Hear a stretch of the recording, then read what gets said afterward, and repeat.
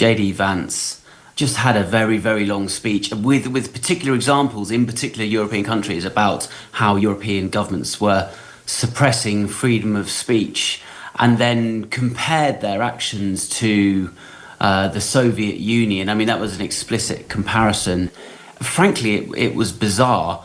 We'd all expected him to come here, following on from the comments earlier in the week from the US Secretary of Defense, and talk about European defence and security. That's the whole point of this conference. Where are we going to get with spending? What does the alliance look like? Of course, Ukraine is the important topic at the moment.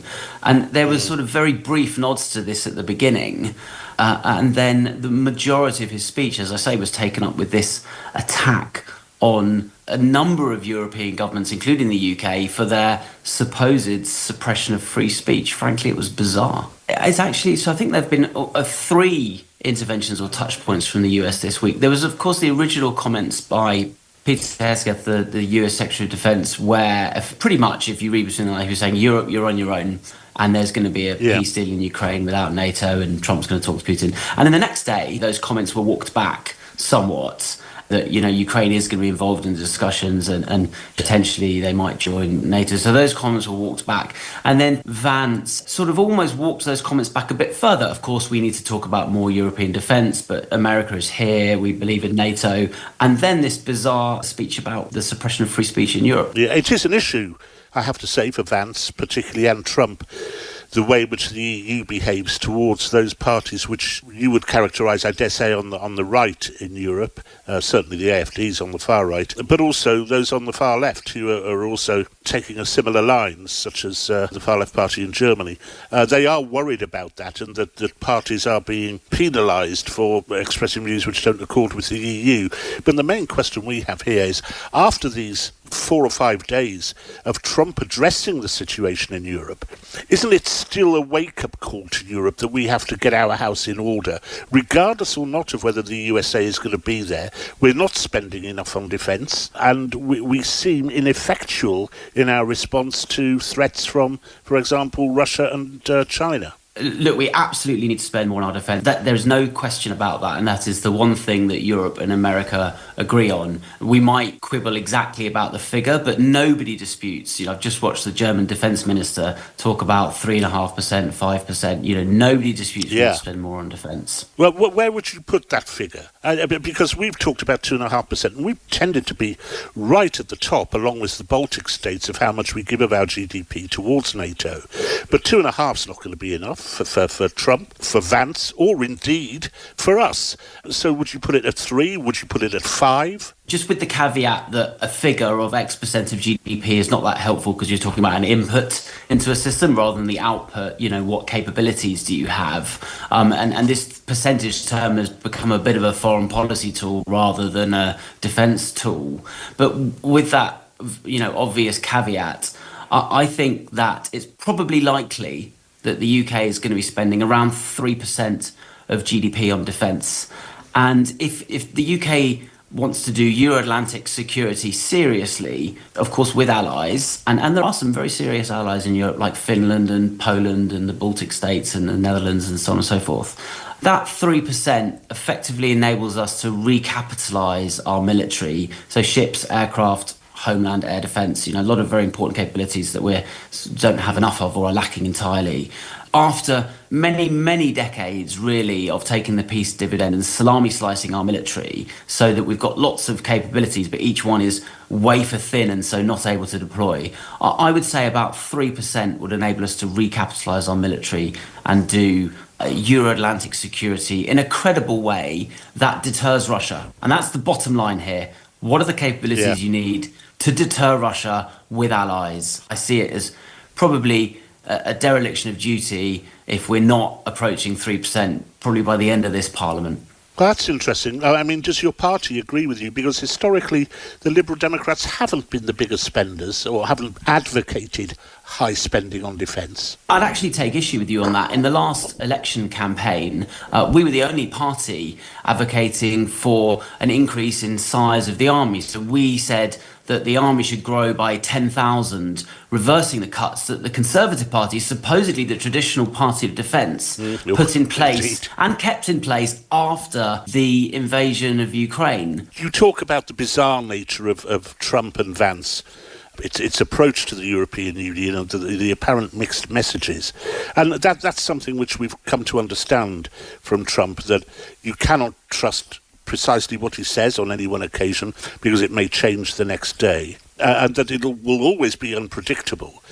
But hasn't this crystallised an issue which has been difficult for Europe, and where 2/3 of the European Union, of NATO members in Europe, pay nowhere near as much as they should be paying at that 2.5% level, and that's at a low level, that we have to be able to look after ourselves a little better? I think that's right. And, as I said before, I think that increased defence expenditure and Europeans taking the lead, really, in the defence of the continent rather than America being the lead as hitherto, I think is very important, and I think we all agree on. I think, though, that we have to think quite deeply about what that looks like. So at the moment we use NATO to defend Europe, and that of course has America running through it, and NATO doesn't really work without America. I think the question for European leaders, including the UK, is what does a European defence alliance look like? And it might be, for example, the Baltic and the Nordic states, plus Poland, plus Ukraine, other serious powers, perhaps, Netherlands, who, have capable militaries, and then, of course, Germany, France, and the UK. And with those countries, actually, you've got quite a capable grouping of countries. They're all willing to take casualties and use military force, with the possible exception of Germany, who are currently going through a bit of an evolution in how they feel about their military. But if you had those countries together, you're starting to look there like a grouping that can do its own defence procurement, so they buy from themselves rather than having to rely on other countries. They're integrated at the supply level, so they produce the same equipment, they consume the same equipment, they use the same equipment, and they're integrated operationally. But the one question I have, Rod, is who's going to lead that? Because in the same way that America leads NATO and SACEUR, the Supreme Allied Commander for Europe, is an American, in this new grouping, which country is going to provide the political leadership and who provides SACEUR? And that, I think, is a huge question. To my mind, that country is the UK. We have the strategic culture, we have the history, we have a lot of respect in Europe for that particular element of our power. And of course, we have the nuclear deterrent. But I don't see necessarily that the Labour government, as currently constituted, wants to take on that leadership role. I just don't think that's how they see themselves. I think they see themselves getting elected to have done something else. But the problem is that this whole new agenda of Europe taking control of its own defence is going to come up and become more important. And I think the question is, do you pay 3% now? Or do you pay 30% in 5 years' time when you're fighting a war? And then we won't have an NHS if we're paying 30% of our GDP on defence. Yeah, that is, of course, a question. I mean, the other question isn't about money. It's about whether we have the stomach for confrontation, whether we have, as Europeans, the stomach to face down Vladimir Putin's Russia, which, let's face it, the joint GDPs of Europe massively outweighs the Russian GDP. But its intent and the degree to which we are willing to commit ourselves to radical action when, for example, Ukraine is invaded. Because all we did really was prolong a war. Yes, we helped. We provided Ukraine with weapons, with military aid and advice, but we were very reluctant to get involved ourselves for obvious reasons. Isn't it also a case that our attitude needs to change a little as well? Well, I think there are obviously differences of opinion around Europe. I've just spent a week in Finland and Estonia with the Defence Select Committee. The Finns are ready to fight. And the Estonians are paying 5% of their GDP on defence, and they're ready to fight. And we've got British troops in Estonia with French troops just a short number of miles from the Russian border. So, if I go around Europe, I think, I've served with Danish troops in Afghanistan. They took casualties. I think there are quite a lot of serious countries in Europe who are willing to deploy military force.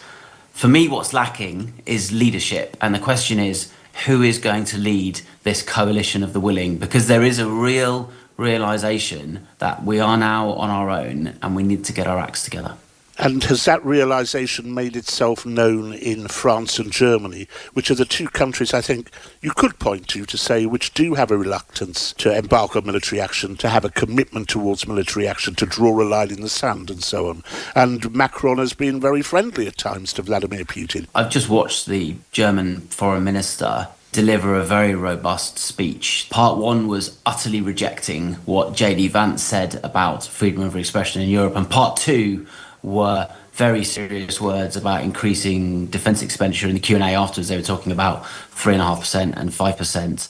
Right. Of course, we have an election in 9 days in Germany, and we don't know who's going to be in charge. So in a sense, Boris Pistorius is obviously a very serious man, the defence minister of Europe, but he may not be in power in 9 days. So, again, the problem in France is that it's politically unstable at the moment. Macron is somewhat of a lame duck because of he called the election that failed, and now he's lost control of the parliament and so on and so forth. Indeed. And so that's very problematic. And of course, we don't know what's going to come out of the next French election. It might be Marine Le Pen and one of those far right or right parties that is very pro-Putin, pro-Russian. Of course, there were some, I think, allegations that I think they were proven that the Russian money flowed into, Marine Le Pen's party's bank accounts. And so there is a problem there. I guess when I look at France, what I see is a nation that does have a military strategic culture. They have nuclear weapons, they have an aircraft carrier. They do, at least historically, have thought about the world in strategic terms, much more so, I think, than Germany has.